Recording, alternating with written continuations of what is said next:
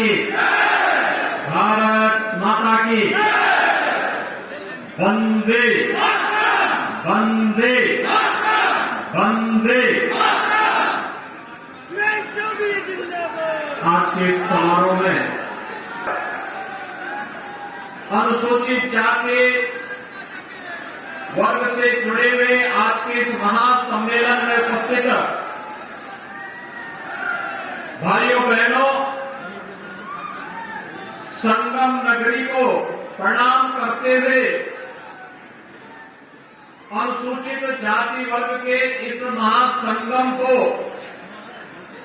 जिसमें आप सभी बंधुगण उपस्थित हुए हैं, आप सबका मैं इस अवसर पर हृदय से अभिनंदन करता हूं, स्वागत करता हूं। भाइयों बहनों, जैसे प्रयागराज में मां गंगा, मां यमुना और मां सरस्वती का संगम बनकर के इसे अपराधी पवित्र बनाता है, ऐसे ही हमारी भारत की सनातन हिंदू संस्कृति है, जिसमें अनेक जातियां एकजुट होकर के इस पूरे परंपरा को, इस संस्कृति को मजबूती बनाने का कार्य करती हैं। समय समय पर हमारे ऋषि मुनियों ने, महापुरुषों ने इसे सिंचित करके, पल्लित और पुष्पित करके इसे आगे बढ़ाने का कार्य किया। ये हमारा सौभाग्य है, आज हमें प्रयागराज की धरती पर इस महासम्मेलन को करने का सौभाग्य प्राप्त हो रहा है। याद करिए, प्रयागराज की धरती त्रिकालदर्शी ऋषि महर्षि वाल्मीकि की एक पावन धरती है, जिस पावन धरा पर प्रभु श्री राम के पावन चरित्र को अपने आदि काव्य रामायण के माध्यम से हम सबको विरासत के रूप में छोड़ करके महर्षि वाल्मीकि ने सदैव सदैव के लिए हमारा संवाद प्रभु श्री राम के साथ प्रस्तावित किया है। मैं प्रभु श्री राम के चरित्र के उद्गाता आदि कवि महर्षि वाल्मीकि के श्री चरणों में नमन करते हुए उन्हें कोटि कोटि प्रणाम करता हूं। भाइयों बहनों, ये हमारा सौभाग्य है, डबल इंजन की सरकार महर्षि वाल्मीकि से जुड़े हुए लालापुर के पुनरुद्धार का कार्य कर रही है। कुछ ही दिनों के बाद आप देखेंगे लालापुर में रोपवे का निर्माण हो जाएगा और महर्षि वाल्मीकि की कुटिया तक पहुंचने के लिए आसानी से रोपवे के माध्यम से हर व्यक्ति इस पहाड़ी पर चढ़ पकड़ के दर्शन कर पाएगा। और ऐसे ही वाराणसी में संत रविदास जी के पावन जन्मस्थली श्री गोवर्धन को भी डबल इंजन की सरकार पुनरुद्धार का कार्य करते हुए मध्यकालीन सिद्ध संत शिरोमणि रविदास जी के प्रति भी नमन करने का कार्य कर रही है। याद करिए, संत रविदास जी के पूज्य गुरु जगत गुरु रामानंदाचार्य जी ने घोषणा की थी कि जाति पाति पूछे नहीं कोई, हरि को भजे सो हरि का होई। और ये हरि को भजन करने में अपने में इतनी लीन थे, उन्होंने हम सबको कर्म की प्रेरणा देकर के एक ही बात का संदेश दिया था कि मन चंगा तो कठौती में चंगा। भाइयों बहनों, ये हमारा सौभाग्य है, जब इस देश को, स्वतंत्र भारत को एक संविधान देने की बात आई थी, तो संविधान भी अगर किसी ने हमें प्रदान किया तो बाबा साहब भीमराव अम्बेडकर जी ने देश के अंदर संविधान देकर के आज 142 करोड़ लोग बाबा साहब भीमराव अम्बेडकर के द्वारा दिए गए संविधान से प्रेरणा और प्रकाश प्राप्त करते हुए विकास और समृद्धि की एक नई ऊंचाइयों को प्राप्त कर रहे हैं। आज आप देख रहे होंगे कि पहली बार बाबा साहब भीमराव अम्बेडकर को सम्मान देने का कार्य किसी सरकार ने किया है तो देश के यशस्वी प्रधानमंत्री श्री नरेंद्र मोदी जी ने किया। बाबा साहब भीमराव अम्बेडकर से जुड़े हुए उन 5 प्रमुख स्थलों को मऊ मध्य प्रदेश जहां उनका जन्म हुआ था, मऊ छावनी में बाबा साहब भीमराव अम्बेडकर का भव्य स्मारक बना।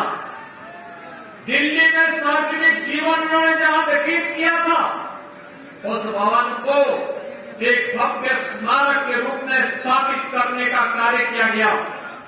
इंग्लैंड में रहकर के, जिस आवास में रहकर के उन्होंने उच्च शिक्षा अर्जित की, इसे खरीद करके अनुसूचित जाति के हमारे बंधुओं के लिए स्कॉलरशिप दे करके उच्च डिग्री के लिए इंग्लैंड में रहने की व्यवस्था के साथ साथ बाबा साहब भीमराव अम्बेडकर का वहां पर भव्य स्मारक बनाया गया और उनकी दीक्षा भूमि नागपुर को भी भव्य स्वरूप और स्मारक देकर के, चैत्य भूमि को भी भव्य स्मारक और वहां पर उनकी स्मृति को जीवंत बनाने का कार्य अगर किसी ने किया है तो देश के प्रधानमंत्री मोदी जी ने किया है।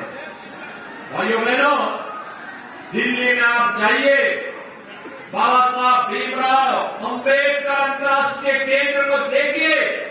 बाबा साहब भीमराव अम्बेडकर के जीवन की स्मृतियों को ताजा कर देता है। यह भी अगर किसी ने बनाया है, प्रधानमंत्री मोदी जी ने बनाया है। और प्रधानमंत्री मोदी जी की प्रेरणा से आज डबल इंजन की सरकार, भाइयों बहनों, उत्तर प्रदेश की राजधानी लखनऊ में भी बाबा साहब भीमराव अम्बेडकर के भव्य स्मारक और अंतर्राष्ट्रीय केंद्र का निर्माण कर रही है, जहां पर अनुसूचित जाति जनजाति से जुड़े हुए युवाओं के लिए स्कॉलरशिप और छात्रावास की भी व्यवस्था की जा रही है। भाइयों बहनों, एक डबल इंजन की सरकार है जो बोलती है वह करके दिखाती है और केवल बोलती नहीं बल्कि सरकार ने जो कहा उसको समय पर करके दिखाया भी है। आज आपके सामने देखते होंगे इतनी सारी योजनाएं वेलफेयर की स्कीम आई है, इनमें से अधिक अनुसूचित जाति और जनजाति के हमारे बंधुगण उससे लाभान्वित हुए हैं। अभी 15 नवंबर की तिथि जनजातीय दिवस के रूप में भगवान बिरसा मुंडा की जयंती को जनजातीय दिवस के रूप में मनाने की घोषणा प्रधानमंत्री मोदी जी ने की और एक कार्यक्रम 15 नवंबर को पूरे देश के अंदर आयोजित होगा। बाबा साहब भीमराव अम्बेडकर ने 26 नवंबर 1949 को भारत का संविधान बनाकर के तैयार किया था। 26 नवंबर की तिथि भारत के अंदर संविधान दिवस के रूप में मनाया जा सके, यह भी प्रधानमंत्री मोदी जी ने ही करके दिखाया। बाबा साहब भीमराव अम्बेडकर के प्रति श्रद्धा और सम्मान का भाव व्यक्त करने के लिए इस कार्य को किया। आपने देखा होगा जब से मोदी जी प्रधानमंत्री बने, योजनाओं का लाभ बिना भेदभाव के जाति, मत, मजहब, क्षेत्र और भाषा के आधार पर नहीं बल्कि सबका साथ और सबके विकास की भावना के अनुरूप इन योजनाओं का लाभ हर गरीब को, हर वंचित को, हर दलित को, हर उस व्यक्ति को उपलब्ध करवाने का कार्य किया जा रहा है। और इसीलिए प्रदेश में डबल इंजन की सरकार बनी तो हम लोगों ने घोषणा की कि हर मुसहर को एक आवास उपलब्ध करवाएंगे, कोल जाति के हर व्यक्ति को एक आवास उपलब्ध करवाएंगे। लेकिन राजमणि कोल हमेशा हमारे पास आते थे कि हमारे गांव में, हमारे क्षेत्र में इतने लोग ऐसे हैं, उनका नाम ऐसी सीसी की सूची में नहीं है। हमने कहा कोई दिक्कत नहीं, नाम हो न हो, हम इनके लिए अलग से स्कीम बनाएंगे। कोल है, थारू है, चेरो है, गोड़ है, बंटानिया है, मुसहर है, अहलिया है, बुक्सा है, ये जितनी जातियां हैं और अनुसूचित जाति से जुड़ी हुई जो भी जाति होगी, जिस भी व्यक्ति के पास अपना आवास नहीं होगा, ये डबल इंजन की सरकार उसको आवास उपलब्ध करवाने का कार्य करेगी, उसको जमीन का पट्टा उपलब्ध करवाने का कार्य करेगी, उसको शासन की योजना के साथ जोड़ने का कार्य करेगी, राशन कार्ड देगी, उसको 5 लाख रुपए की स्वास्थ्य बीमा का कवर देगी, उसके रोजगार की व्यवस्था करेगी, उनके स्वावलंबन के लिए अनेक कार्यक्रम आगे बढ़ाने का कार्य करेगी। आज भाइयों बहनों, इसके परिणाम हम सबके सामने आते हुए दिखाई दे रहे हैं।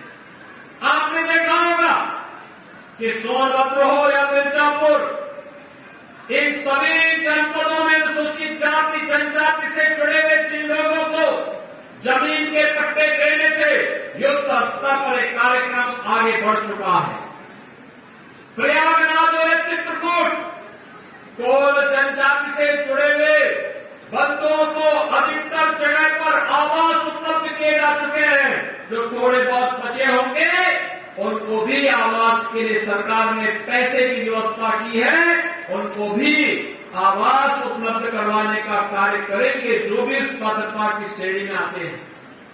हमने जातीय आधार पर नहीं बल्कि उसकी जरूरत के आधार पर उसको शासन की योजना के साथ जोड़ने का कार्य किया और आज इसीलिए ये डबल इंजन की सरकार के रूप में एक बार फिर से मैं आपके पास आया हूं आपसे कहने के लिए कि भाइयों बहनों, अभी आपने देखा होगा केंद्रीय मंत्री माननीय श्री सोम प्रकाश जी ने अपने महत्वपूर्ण उद्बोधन में पंजाब की स्थिति के बारे में आप सबको अवगत कराया और आज मैं आप सबको यही कहने के लिए आया हूं, हम सब सौभाग्यशाली हैं, मां गंगा का आशीर्वाद हम सबको प्राप्त हो रहा है।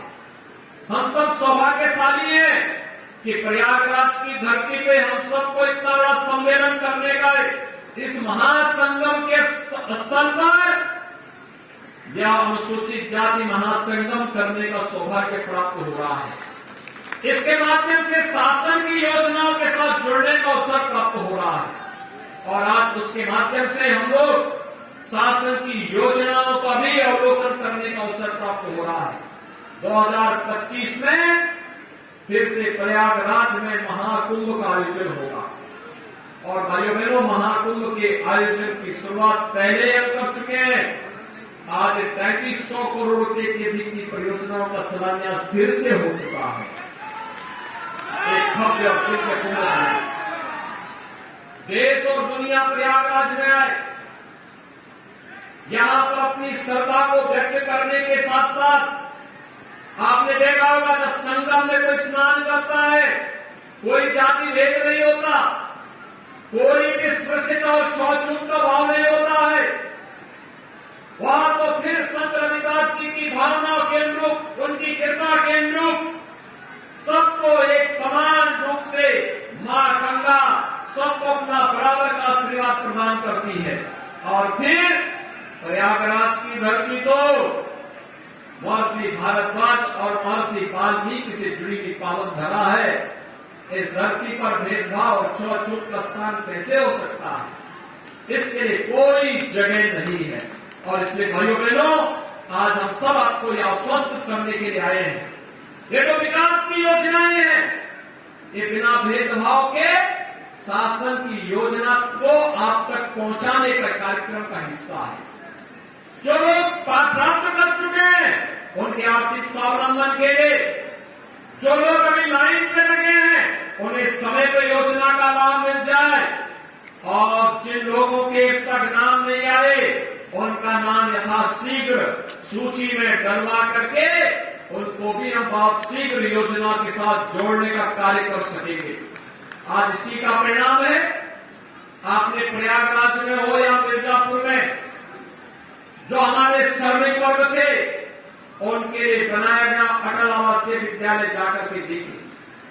हमारे श्रमिक वर्ग के बच्चे इन स्कूलों में जब पढ़ेंगे तो उनके समग्र विकास की कार्य योजना उन विद्यालयों के माध्यम से अपने आप ही स्थापित हो जाएगी। आपने देखा होगा सरकार जब बिना भेदभाव के कार्य करती है तो उसका लाभ भी आश्रम पद्धति विद्यालयों के माध्यम से, समाज कल्याण विभाग के द्वारा संचालित किए गए छात्रावासों के माध्यम से, अभ्युदय कोचिंग के माध्यम से, अटल आवासीय विद्यालयों के माध्यम से और आने वाले समय में पीएम श्री विद्यालय की योजना और मुख्यमंत्री अभ्युदय विद्यालय की नई कार्य योजना के साथ हम आ रहे हैं, जिससे समाज के अंतिम पायदान पर बैठे हुए व्यक्ति के लिए भी हम अति उत्तम शिक्षा की व्यवस्था कर सकेंगे, अति उत्तम स्वास्थ्य की व्यवस्था कर पाएंगे, उनके स्किल डेवलपमेंट के लिए कार्य कर पाएंगे, उनके आर्थिक स्वावलंबन और समृद्धि के मार्ग को प्रशस्त कर पाएंगे। और उसी कार्यक्रम को लेकर के आज हम सब यहां पर आए हैं। भले मैंने आपने देखा होगा 2017 के पहले अनुसूचित जाति और जनजाति को शासन की योजनाओं से वंचित किया जाता था। जब मैंने 2017 में मुख्यमंत्री पद की शपथ ली, हम लोगों ने एक ही दिन में सभी राशन के फोटो की दुकानों पर जब एक साथ छापेमारी करके फर्जी राशन कार्ड पकड़े थे, 30 लाख ऐसे फर्जी राशन कार्ड पकड़े गए थे। और मुझे आश्चर्य होता था, पिछली सरकारों ने इन गरीब वंचितों को राशन से ही वंचित करके रखा था। लेकिन कोरोना कालखंड में आपने देखा होगा, डबल इंजन की सरकार ने राशन का डबल डोज हर गरीब को उपलब्ध करवाने का कार्य किया था, हर वंचित को उपलब्ध करवाने का कार्य किया था। और आज भी राशन की सुविधा का लाभ हर व्यक्ति को मिल रहा है। कोई भेदभाव नहीं है, किसी प्रकार का कोई भेदभाव नहीं। वन डिस्ट्रिक्ट वन प्रोडक्ट में जो भी परंपरागत उत्पाद है, इस परंपरागत उत्पाद रेगुलेटरी का लाभ अनुसूचित जाति, जनजाति और अति पिछड़ी जाति के इन लोगों को प्राप्त हो रहा है। प्रधानमंत्री जी ने अभी कुछ दिनों पूर्व प्रधानमंत्री विश्वकर्मा योजना प्रारंभ की है।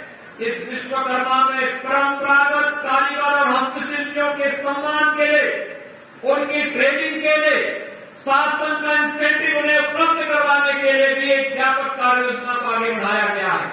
और भाइयों बहनों, उत्तर प्रदेश सरकार विश्वकर्मा श्रम सम्मान की योजना को भी प्रभावी ढंग से आगे बढ़ाने का कार्य कर रही है। अनुसूचित जाति और जनजाति से जुड़े हुए लोगों के लिए सरकार के स्तर पर आज उन नौजवानों के लिए स्कॉलरशिप की व्यवस्था है, मुफ्त में पढ़ाई की व्यवस्था है। शासन की योजना से प्रतियोगी परीक्षाओं के लिए उन्हें अभ्युदय कोचिंग से जोड़ने के कार्यक्रम चल रहे हैं। तो साथ साथ सरकारी नौकरी में आने पर उनको मिलने वाले आरक्षण का लाभ भी उन्हें तत्काल प्राप्त हो जाए, इसमें किसी भी प्रकार की कोई कोताही किसी भी स्तर पर नहीं रखी जा रही है। और भाइयों बहनों, यह भी सुनिश्चित किया गया है, अनुसूचित जाति, जनजाति, अति पिछड़ी जाति का कोई भी गरीब, कोई भी वंचित गांव में जहां रह रहा है, उस गांव में उस जमीन पर अगर वह आरक्षित श्रेणी की भूमि नहीं है तो वहीं पर पीएम स्वामित्व योजना के अंतर्गत उसे जमीन का पट्टा उपलब्ध करवा करके मालिकाना अधिकार दे दिया जाए।